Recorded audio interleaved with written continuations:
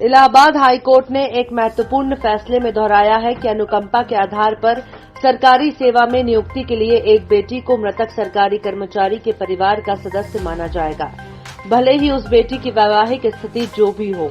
Justice J Munir ने मंजुल श्रीवास्तव नाम की एक महिला द्वारा दायर रिट याचिका पर सुनवाई के बाद 5 जनवरी को ये आदेश पारित किया। मंजुल श्रीवास्तव ने प्रयागराज जिले के बेसिक शिक्षा अधिकारी के 25 जून 2020 के आदेश को चुनौती दी थी, जिसमें अधिकारी ने प्रदेश के 1974 के नियमों के तहत अनुकंपा के आधार पर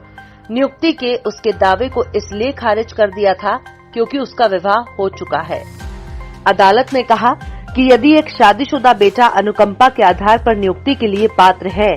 तो बेटी की उम्मीदवारी को उसके विवाहित होने के आधार पर खारिज करना भेदभावपूर्ण है।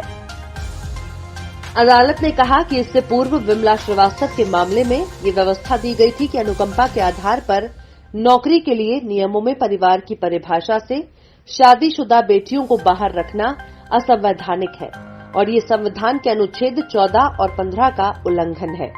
इसलिए भले ही राज्य सरकार ने आज की तारीख तक इस नियम में संशोधन नहीं किया है, तो भी इस नियम को एक विवाहित बेटी के दावे पर निर्णय के लिए विद्यमान प्रावधान नहीं समझा जा सकता। अदालत ने कहा है कि बेसिक शिक्षा अधिकारी द्वारा दावे को खारिज करने का आदेश साफ तौर पर अवैध है। अदालत ने अधिकारी को अनुकंपा के आधार पर नियुक्ति की याचिकाकर्ता के दावे पर कानून के मुताबिक और उसकी वैवाहिक स्थिति का संदर्भ लिए बगैर विचार करने और 2 महीने के भीतर निर्णय करने का निर्देश दिया।